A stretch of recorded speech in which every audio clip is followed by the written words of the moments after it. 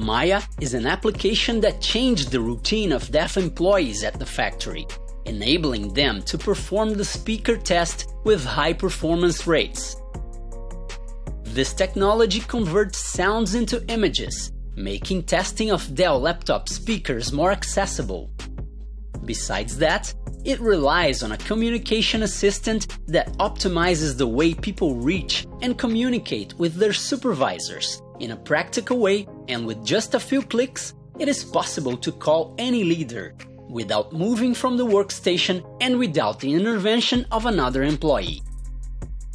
Maia has other features as well, such as ordering materials and receiving meetings, emergency and break time notifications via radio and from devices connected to the local network.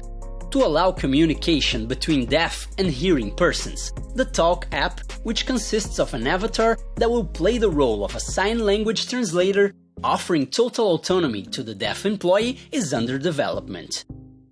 We believe that good communication is essential for creating a work environment accessible to everyone.